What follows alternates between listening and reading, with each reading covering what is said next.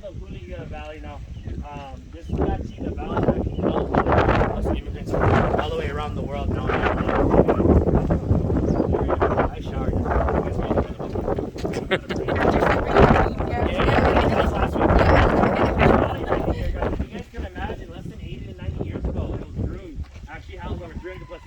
Back in the day, guys, it wasn't always all this vegetation. A lot of us forget that was low-lying ferns and a few trees for miles. Believe it or not, less than 80 to 90 years ago, my grandfather used to tell me he used to walk from the Town where our Costco is to White Canyon in under a day. Now he tells me, well, you need a GPS and a few bottles of water. But things are brought in for a purpose and for a reason, and that's why it goes back to we're experiencing the Hawaii you guys are experiencing now from the sugarcane era. It all details and all the fruits, the foods, the music, the tastes, the smells, all that stuff was all introduced and brought in. A lot of things that people associate as Hawaiian or as native, sorry to burst your bubble, but it's not. Pineapples, passion fruits, guavas, lily kois, mascots, coffees, apples, bananas, you name it. Not native to the Hawaiian island. We have a really great marketing system, and I promise you it tastes a lot better out here. I tell people all the time, just because put pineapple and ham on a pizza does not make it a Hawaiian pizza. Pineapple and ham pizza. Sorry. But yeah, guys, no reason things were brought in was for medicine or for food. So it was like having a pharmacy and a grocery store down in these valleys. Depending on where you came, it took you a little over 2 months. So to have something that was going to harm you or your family wasn't the smartest idea. In all reality, it's not, I'm going to grab this poison ivy plant, it's going to benefit me, or let's grab this poisonous snake, it's going to be tasteful. That wasn't your guys' mindset. Because I'm going to grab this medicinal plant or this fruit tree or the citrus tree. It's going to help me feel a little more comfortable, make me, remind me of home, So that's kind of how it was.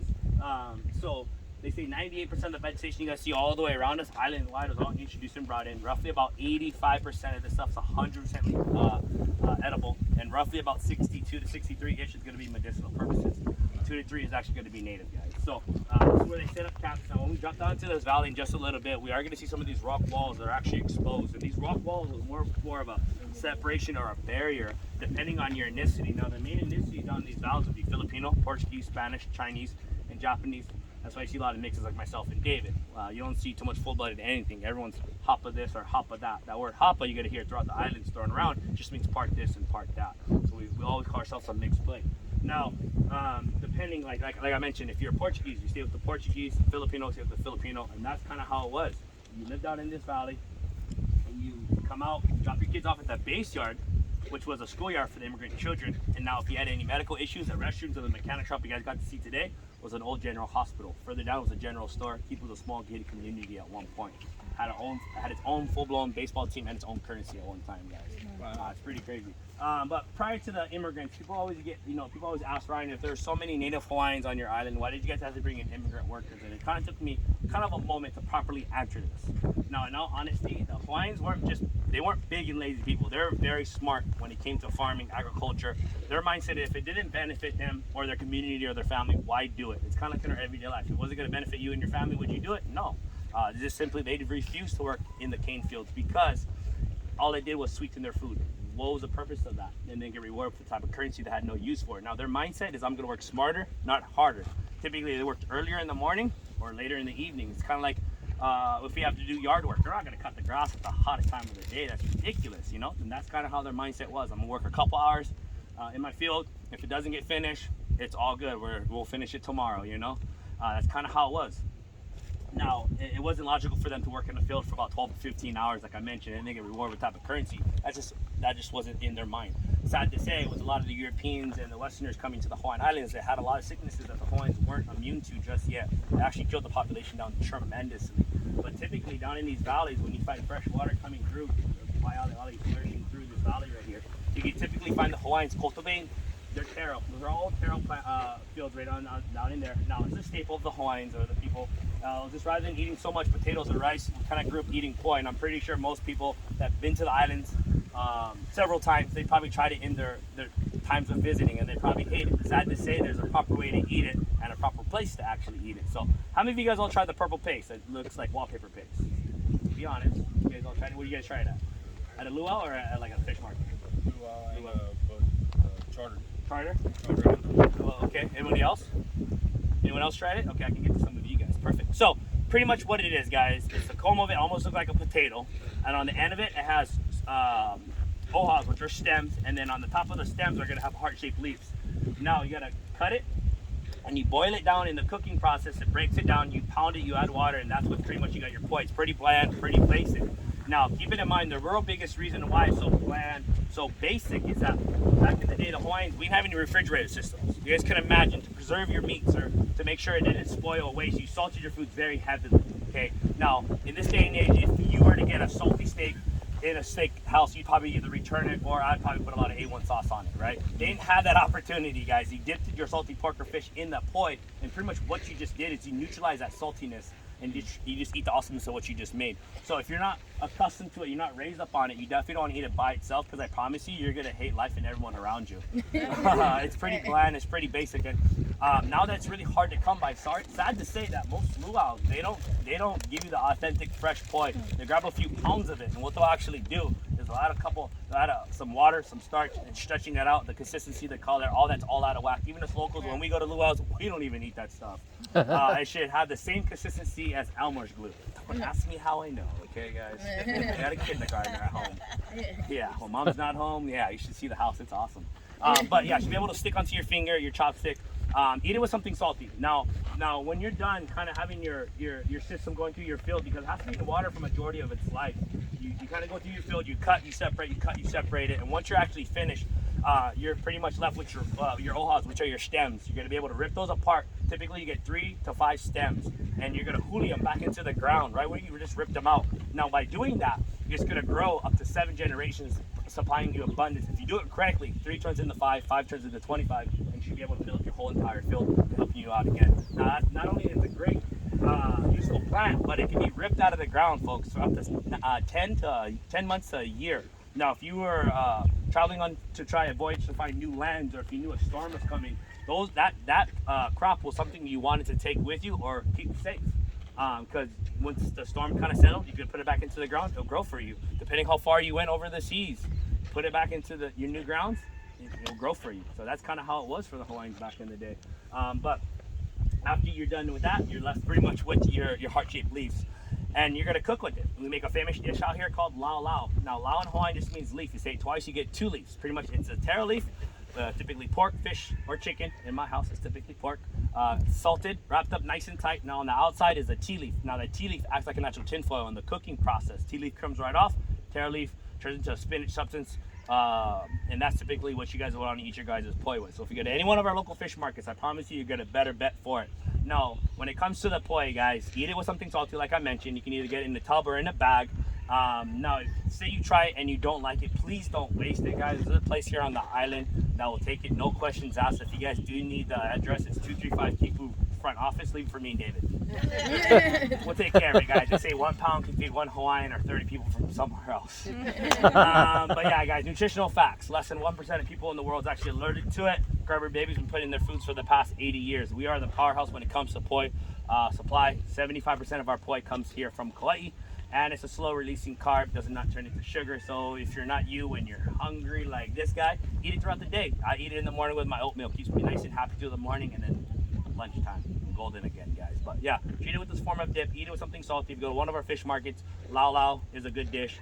Kalua pork, which is shredded pork. And then if you guys are into vegetables, we have a side dish called lomi salmon, which is cubed up or sliced up onions, tomatoes, salted with some salmon. That's another really great way to eat it like that. But like I said, guys, try it. You'll get a better bet for it if you eat it with something salty, I promise you. But say you try it in that form and you still don't like it, there is a dessert form out of it. It's called kulolo. When you typically go to any one of our local grocery stores or fish markets, at the grocery stores times the food land, you'll see it right on top of the seafood casing. And at the fish markets, it's right there on the counter. So pretty much what it is pounded up a little bit more, almost a gum substance. And then it's added coconut milk, sugar, some love, refrigerated, turns into a little brown bread. It's amazing. Try it out. You won't regret it, I promise. But yeah, guys, that's kind of how the Hawaiians were living back in the day. Echelon shape at Tanawilili Harbor. Prior before we get out to the harbor, you guys see the 2 different bodies of water over there. Off to the left, that's called the Menihuni Fish Pond. Now that rock wall separating the river into 2 is roughly about 900 feet long, anywhere from 6 to 12 feet tall, with little wooden gates right dead square in the middle. Pukas. Now, pukas in Hawaii just mean cold. And the reason why the Hawaiians did that is to allow the smaller fish to swim upstream into those pukas, feeling protected because predator fish are already too large. They can't swim back to those pukas. Not knowing that they're gonna get fat and enlarged from eating all that algae down at the bottom, because algae thrived in there. Now, once the fish got so enlarged, what do you do next? You net the whole pond and you're able to feed the whole village.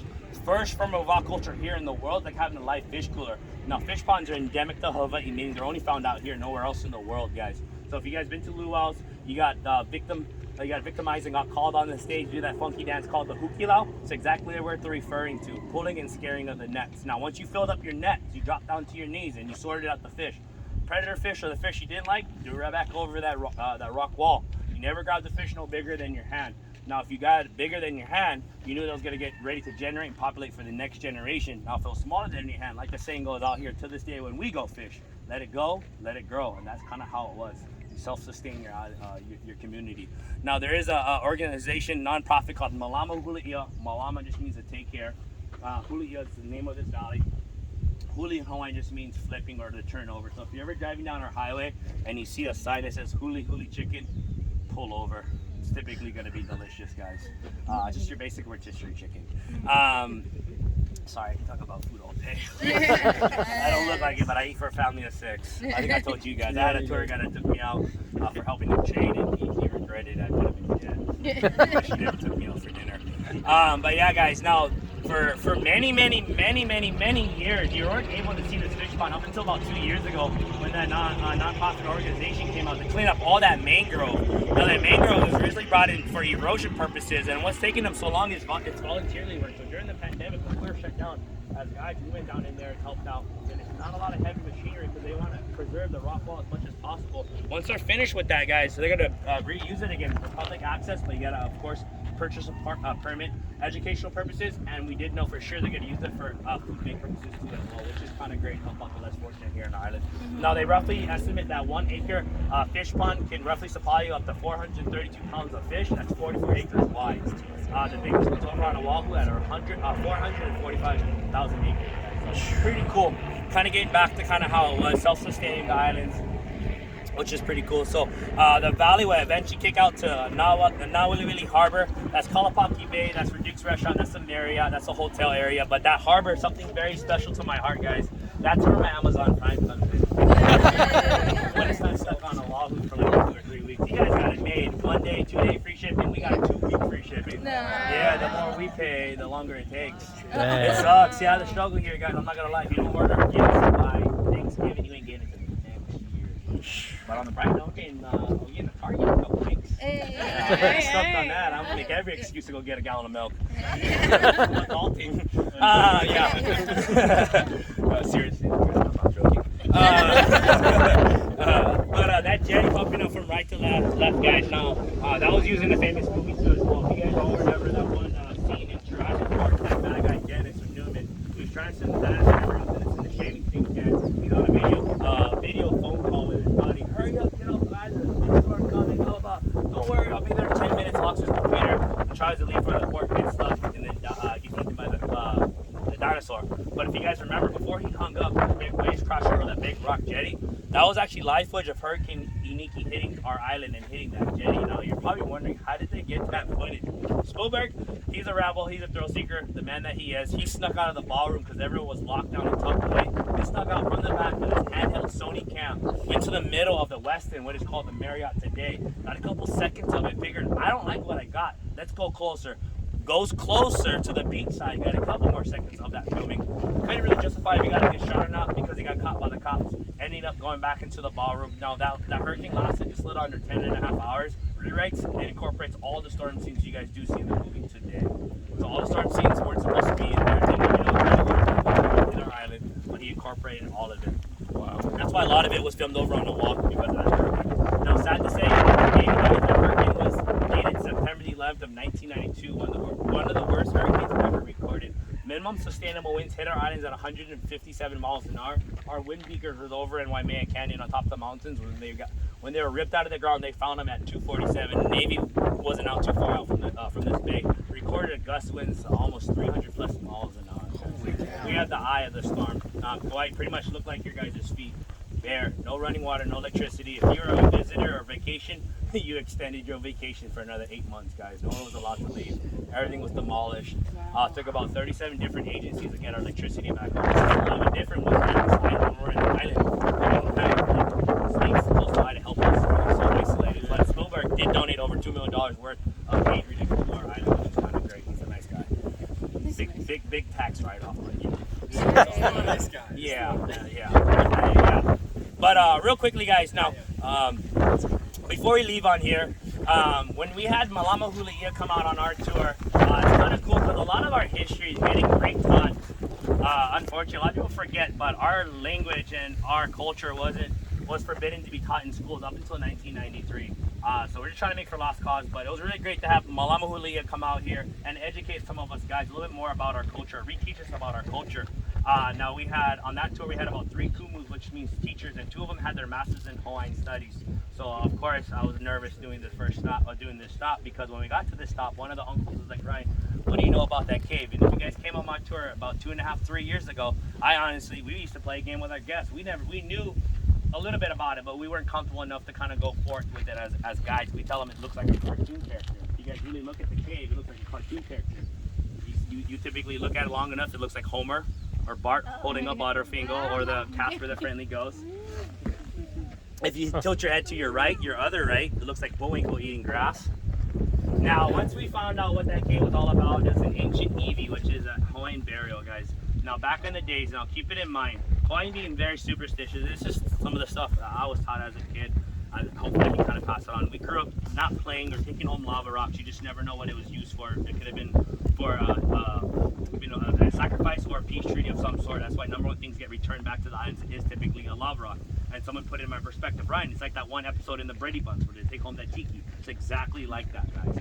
Secondly, we never taught to play in caves. Now, back in the day, guys, keep in mind there is a chief and there is a commoner, a king. Now, the right-hand man, his job since birth was to have one thing, and that was, of course, to honor the king or the queen. But at a sacred time of the night, when your king or your queen passed away, your job, and it was a really big one, was to hide and stash your king's or queen's bones in a high away cave, very similar to like that. They believed that their king's bones possess a lot of spiritual mana or wiseness and power. So when your king would pass on your island, you had other chiefs and kings trying to come to your island to try to take your king's bones, to put around their king's bones neck, to let them know that I have the power, I have his wiseness. It was a really big thing back in the day. The reason why we never played in those caves, because you just never know if it was actually used for a burial. But once you pretty much hid your king's bones, you needed to keep that secret with you forever, because if you were caught going back to your village, they'll pretty much harass you until you told them where your king's bones were. But if you did it properly, you have to kill yourself to take that king's bones as sacred to life with you, and it would be your family would be treated as royalty for the rest of their life. It was a real big dedication back in the day. I don't know if I'll do it for my boss now, but I mean, that's kind of how it was. So they believe you were risen in the north and you sit on the west. The reason why I say that is because the last state park on the west side is called Polahale, and it translates to House of the Dead. A lot of rituals happen up there. But this cave right here, guys, was actually a classroom. From the Kumus that told us, it was to teach the navigating or the next generation of navigator kids the constellations, the stars, and stuff like that sort, to teach them how to travel and stuff like that. The best way I can kind of put it in two, very similar like the movie Moana. They're voyagers. Now, you guys can imagine 100-ish years ago, not as much erosion, not as much vegetation. Do I look like Maui? Some kid asked me if I was Maui. I was offended. Maui's better than me. But guys, okay.